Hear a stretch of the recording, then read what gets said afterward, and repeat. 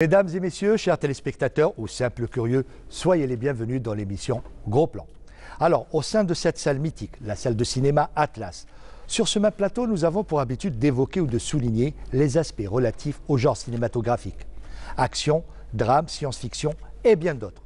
Mais pour ce numéro, nous allons parler plutôt de format, d'un exercice visuel synonyme d'examen de passage. C'est le premier chapitre de la vie professionnelle d'un réalisateur. N'excédant pas les 50 minutes, le faiseur d'images illustre ici sa première histoire. Gros Plan se penche sur le court-métrage.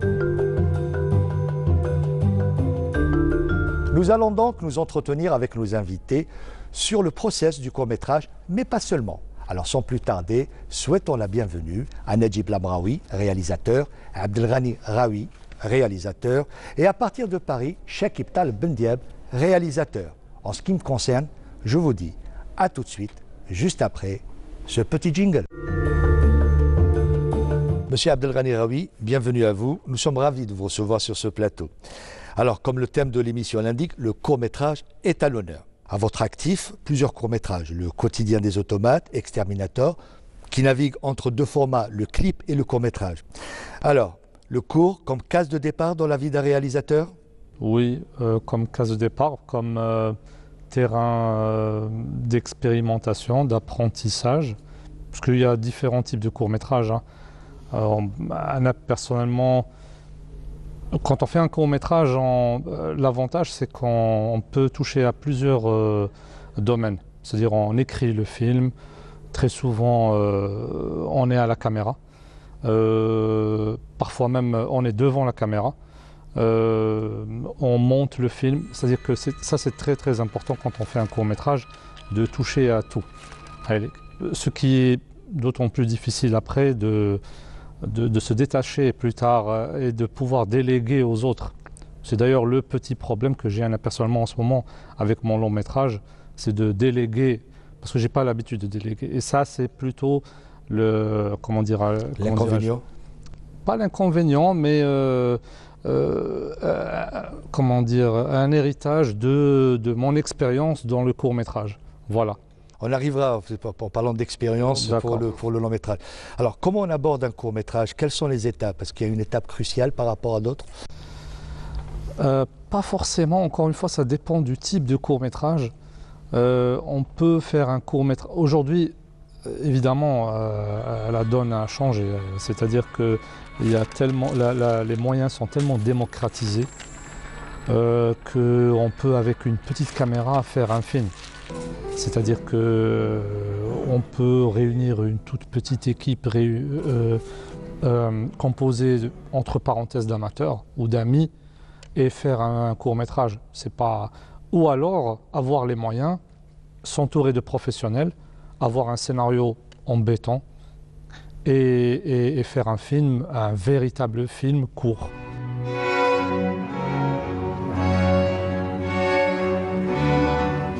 يمينو كان واحد راح يعاونك في القضيات.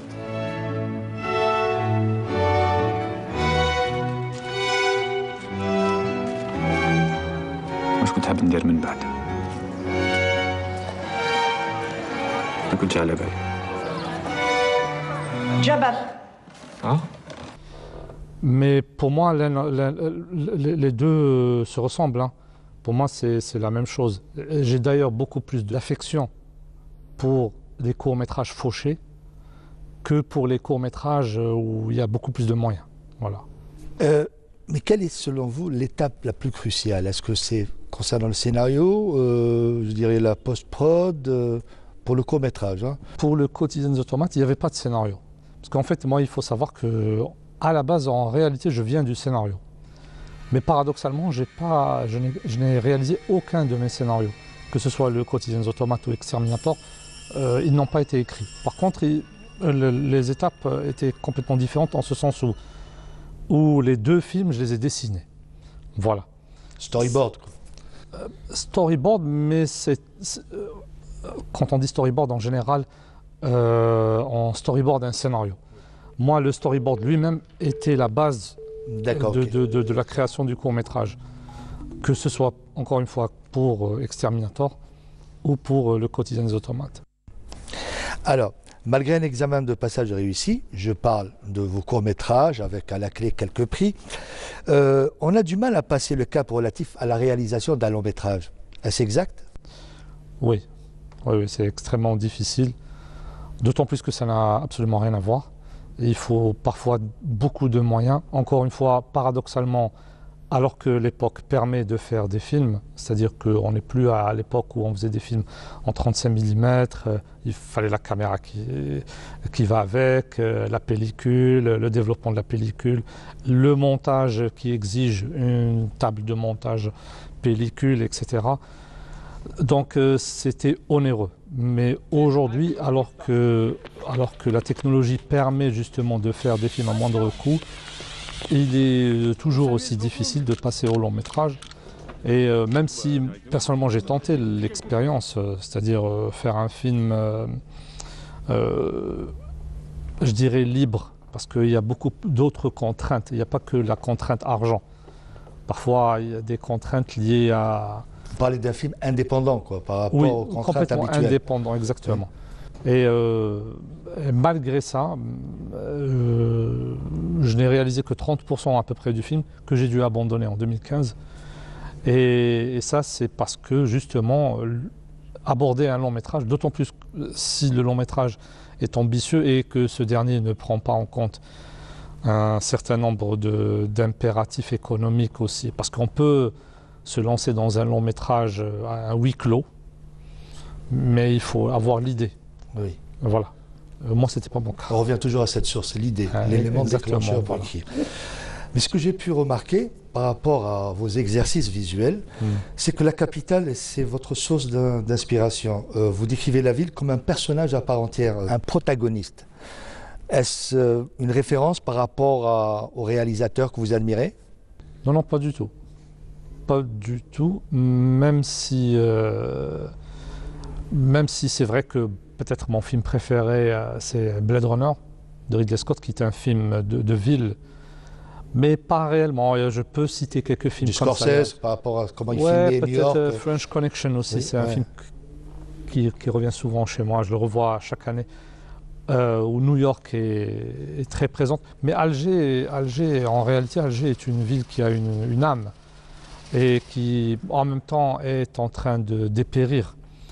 Et personnellement, j'ai une relation amour-haine avec cette ville. Je la trouve à la fois oppressante, mais je ne pourrais pas vivre ailleurs. Voilà. Donc, et puis autre chose, moi je pense que on s'inspire tout simplement de ce qu'on a sous les yeux. C'est-à-dire que, par exemple, je serais incapable de faire un film rural. Peut-être que je pourrais le faire, mais je veux dire, alors là, ça serait un regard complètement vierge.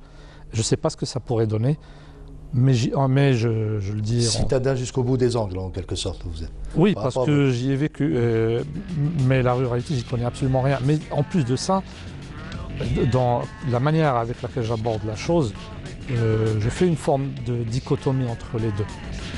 Vous voyez ? Donc la ville, oui, essayer de la sublimer par les films.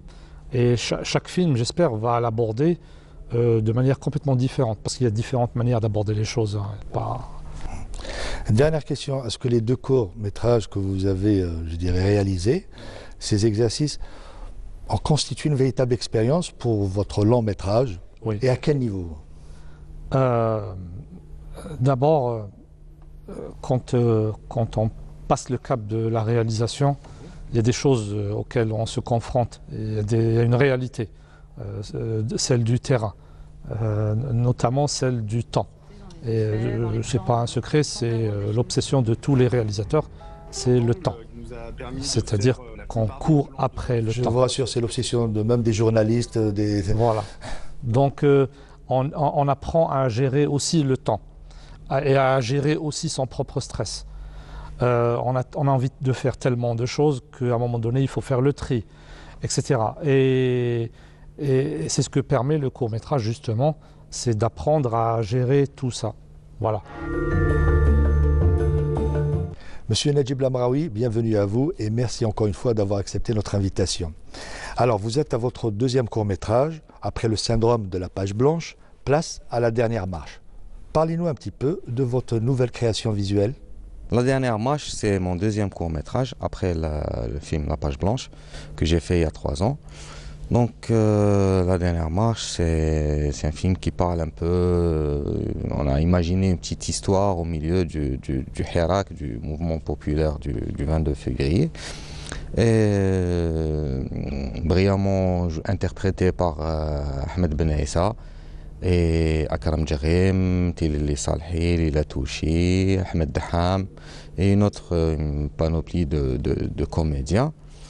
Donc, j'avais avec moi une autre équipe technique qui est comme directeur photo Hamoudi Lagoun. Ce n'était pas la même équipe que vous avez eue pour La Page Blanche? Non, pas tout à fait, mis à part un des acteurs. Donc, même dans le style de travail, le style d'image que j'ai utilisé et la façon de filmer était un peu différente. C'est une manière d'expérimenter un peu une autre façon, une autre vision de la réalisation. Justement, ce qui m'amène à la seconde question, on a salué votre premier essai en ce qui concerne La Page Blanche. Concernant votre deuxième opus, qu'est-ce que vous pensez avoir apporté de plus, tant au niveau technique qu'au niveau esthétique? C'est pas moi qui a apporté, mais plutôt c'est le travail que j'ai fait sur le premier film qui m'a ouvert d'autres portes, qui m'a apporté un plus pour pouvoir faire ce film-là. C'est-à-dire j'ai acquis une certaine expérience avec le premier film, notamment dans la mise en scène et la réalisation, qui m'a permis un peu d'essayer autre chose et de prendre cette expérience-là et l'utiliser un peu autrement. Donc même dans le style d'image, dans le premier film, c'était une image assez fluide, assez posée, etc. Sur ce deuxième, c'était plutôt une image qui bouge, qui est dans l'action. Donc, en ce qui concerne l'expérience acquise lors du premier opus, elle vous a servi pour réaliser le deuxième opus. Voilà, exactement. Alors, en tant que réalisateur, quelles sont les étapes cruciales afin de réaliser un court-métrage? En fait, il y a 3 étapes dans la réalisation d'un film. C'est la pré-prod, c'est le tournage, la production et la post-production. Donc ces 3 étapes sont très importantes les unes les autres. Par contre, bon, pour moi, l'étape tournage est plutôt l'étape où on s'amuse un peu, où on essaye où on s'éclate un peu, parce que voilà, on peut essayer des trucs, faire des choses. Les étapes les plus difficiles, c'est plutôt ce qui vient avant, tout ce qui est préparation, parce que un film bien préparé sera bien réalisé. Si un film est mal préparé, il y aura toujours des problèmes, etc. Et surtout la post-production qui est aussi très important, comme le montage est une deuxième réalisation. On a tout ce qui est post-prod, mixage du son et étalonnage, etc. C'est la finition, c'est comme quand tu construis une maison, tu vois. Quand tu mets les fondations, tu mets les piliers et tout, ça va assez vite, mais après tout ce qui est finition et tout, là, ça prend un peu plus de temps et c'est un peu plus difficile. Ce qui m'amène à la dernière question, le court-métrage que j'ai pu observer, le court-métrage en Algérie n'est-il pas l'avenir de notre cinéma? Je m'explique. Pour preuve, une résonance accrue à travers les nombreux festivals spécialisés de par le monde, les multiples sites consacrés à ce type de format, en clair, une visibilité et une accessibilité plus importantes. Ça l'a toujours été. En fait, si on va dans les festivals internationaux, le côté court-métrage est vraiment mis en valeur et très important dans tous les festivals internationaux. Donc oui, le court-métrage est une étape cruciale pour faire du cinéma. C'est un passage obligé. C'est-à-dire un réalisateur ne peut pas aller, on va dire, de l'école directement vers un long métrage, ou rarement. Mais voilà, c'est plutôt un passage obligé pour se roder un peu, familiariser voilà, avec c'est un très bon exercice pour passer à d'autres étapes.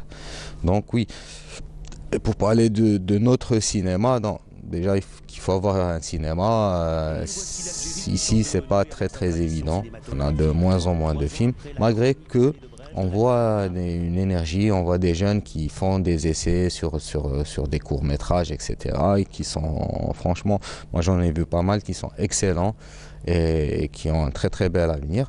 Mais voilà, il faut juste donner les moyens pour faire les choses. Merci Chekib Taleb Ndiaye d'avoir accepté notre invitation. Alors, plusieurs courts-métrages à votre actif, Black Spirit et Sang Froid, et à la clé de nombreuses distinctions. Donc le format n'a pas de secret pour vous. Alors, ce qui nous amène à la question suivante. Comment s'attaque-t-on au court-métrage? Salam alaikum. On s'attaque à un court-métrage comme un long-métrage, comme un film, tout court.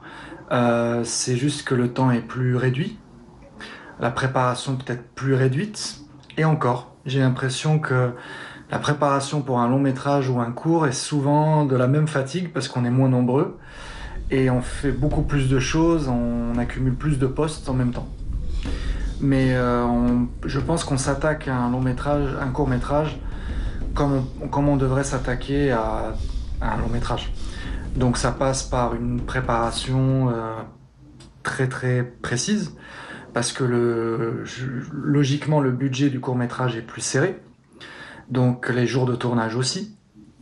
Il faut aussi préparer le jeu des acteurs, je pense, si c'est un court-métrage de fiction, parce qu'il y a différents types de courts-métrages. Il y a le court-métrage documentaire, il y a le court-métrage de fiction, et il y a ce que j'appellerais une catégorie à part, le court-métrage un peu sketch, le court-métrage un peu gag, on va dire, qui ne nécessite pas forcément du jeu d'acteur ou quelque chose comme ça, mais qui est plus dans un esprit publicitaire peut-être. Mais si on parle de la fiction, oui, le personnage, si on a un personnage assez fort dans un court-métrage et que c'est une durée très précise, eh bien, il faut que l'acteur ait travaillé son rôle ou l'actrice très en amont, parce qu'on n'aura pas le temps de voir la construction du personnage comme on voit dans un long métrage. Dans un court métrage, il doit être lui ou il doit être elle tout de suite, et on doit savoir à qui on a affaire tout de suite. Ce qui est aussi la difficulté de l'exercice du court métrage de fiction, c'est qu'on doit savoir tout de suite à qui on a affaire en très peu de temps.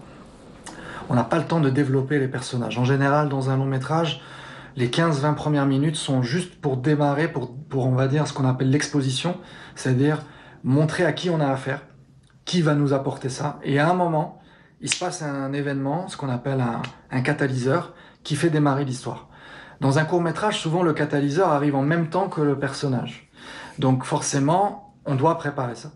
Cette préparation-là, elle doit venir en amont. Justement, quelle est la phase la plus importante concernant ce format?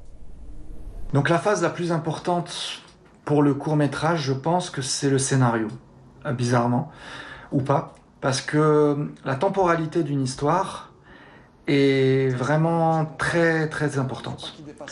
Il y a des histoires qu'on peut raconter en 5 minutes et d'autres qu'on doit raconter en 10 saisons de série.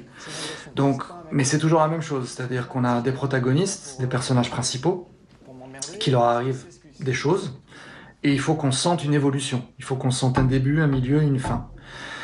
Par exemple, Breaking Bad, la série Breaking Bad a été écrite sur 5 saisons qui correspond à peu près à 3 actes. Donc il y a vraiment une construction scénaristique sur plusieurs saisons, sur la longueur. Sur un court-métrage, pareil, on est obligé d'avoir une histoire qui se tient en très peu de temps. En général, le court-métrage va jusqu'à 25 minutes. Au-dessus, on parle de moyen-métrage. Et après, plus de 60 minutes, c'est un long-métrage. Donc forcément, cette temporalité-là est tellement plus faible qu'il faut raconter une histoire qui corresponde à ça. Donc il faut bien vérifier qu'on a les moyens de le faire, que l'histoire se tient, qu'on n'a pas d'effets spéciaux, etc., alors qu'on n'a pas le budget. Et c'est pas un hasard, c'est-à-dire que l'histoire du cinéma commence par le court-métrage, mais ça suit la technique. Donc la technique va au début nous donner le tempo pour l'histoire. Les films de Buster Keaton ou de Chaplin, ou même avant des Frères Lumière, même si c'était pas des vrais films de fiction, ils suivaient la technique. Ils suivaient une pellicule qui devait être développée, distribuée d'une certaine manière. Et donc, plus on développait une technique, plus on développait la longueur en fait du récit, et forcément le scénario devait suivre. Donc le scénario va suivre le support quelque part. Il faut faire très attention sur le court-métrage, qu'on n'essaye pas de faire rentrer un long dans un court-métrage. Et des fois c'est le problème inverse, c'est-à-dire d'avoir une histoire trop courte qu'on essaye d'étaler dans un long-métrage. Pour réussir à bien équilibrer pour chaque format son histoire, c'est un exercice en soi. Et je pense que c'est le plus difficile. Êtes-vous d'accord avec cette formule, le court-métrage comme rampe de lancement pour le long-métrage? Oui, le court-métrage a très longtemps été une rampe de lancement pour le long-métrage. Déjà parce que justement, en termes de format, c'est-à-dire qu'on est passé petit à petit grâce à la technique d'un court-métrage vers le long. Mais en plus, le court-métrage, ça permettait de tourner vite. Pas forcément moins cher, parce qu'avec la pellicule, c'était quand même cher, mais on arrivait quand même à essayer de créer, on arrivait à savoir l'environnement, on arrivait à comprendre l'atmosphère d'un réalisateur, sa vision de son cinéma, déjà avec un court-métrage. Parce que justement, une histoire se tient, etc. Et après, on avait des courts-métrages de concept, qui peuvent amener à des longs-métrages. Un des courts-métrages concept qui a fait lancer un long métrage, c'est par exemple le film Saw, S-A-W, le film d'horreur. C'était un court métrage qu'ils ont essayé de vendre pendant longtemps, qui est devenu un long métrage après. Mais le concept était très fort. Un autre, c'est Whiplash, qui est devenu un long métrage aussi. Mais je veux dire, ce n'est pas la norme. De moins en moins en tout cas, quasiment plus. C'est-à-dire que le court métrage n'est pas forcément une rampe de lancement pour le long. Beaucoup de réalisateurs démarrent directement sur le long. Je trouve ça dommage, mais le court-métrage est un excellent exercice. Pour moi, les plus grands réalisateurs sont tous passés par le court-métrage. Et c'est pas un hasard. C'est qu'ils ont quand même réussi à trouver leurs pattes, à créer de nouvelles techniques, à créer du nouveau storytelling. Alors, ce qui nous amène à la dernière question. Le court-métrage en Algérie, est-ce l'avenir de notre cinéma? Alors, le court-métrage en Algérie, j'ai envie de le défendre, vraiment. Parce que je pense que c'est l'avenir de notre cinéma. Comme je le disais, le court-métrage doit revenir. Moi, je pense qu'il doit revenir comme une vraie rampe de lancement vers le long-métrage. Parce que ça permet vraiment de la liberté. Le court-métrage, c'est d'abord la liberté de faire beaucoup de choses. On n'a pas cette pression commerciale, cette pression de la distribution, des pressions des chaînes, des fois. On a quand même une espèce de liberté totale. Donc j'espère, et je vais encourager, moi, à mon petit niveau, peut-être en produisant des jeunes talents algériens, à développer un cinéma différent, avec des genres complètement différents, des sujets les plus larges possibles, parce que ça sera notre cinéma de demain. Donc à nous de les défendre. Il ne faut pas oublier que les festivals de court-métrage, aujourd'hui, sont extrêmement spécialisés. On trouve des chefs-d'œuvre, mais qu'on ne voit pas ailleurs, qu'on va seulement voir dans ces festivals-là, peut-être des fois à la télévision assez tard, mais ils ne sont pas connectés avec des festivals de long métrage. Les parois sont vraiment complètement étanches. Donc quand on est dans un grand festival de court métrage, on a très peu de chances de tomber sur un producteur de long métrage ou un distributeur qui va nous aider à faire le long métrage derrière. Et c'est à nous, je pense, notre cinéma algérien de demain, peut-être de développer ça, de développer du vrai court métrage. Et qui va nous amener facilement demain avec une diversité de cinéma pour notre public qui va être incroyable, d'avoir plein de films algériens de différents réalisateurs qui ont fait leurs armes comme nos anciens, hein, qui ont tous commencé par le court-métrage, donc c'est pas nouveau. Et je pense qu'il faut qu'on perpétue cette tradition, c'est important, et je vais me battre pour ça, oui. Et j'espère qu'on sera nombreux à se battre pour ça, pour qu'on puisse proposer le cinéma le plus large possible et le plus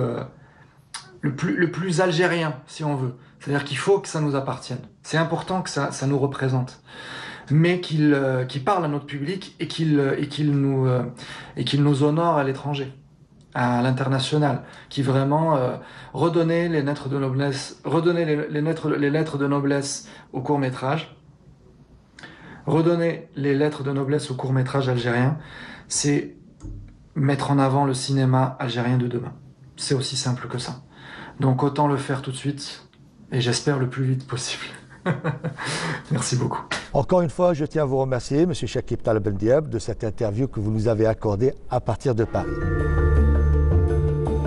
Finalement, afin de se familiariser avec la réalisation dans le monde du cinéma, le court-métrage demeure un exercice indispensable.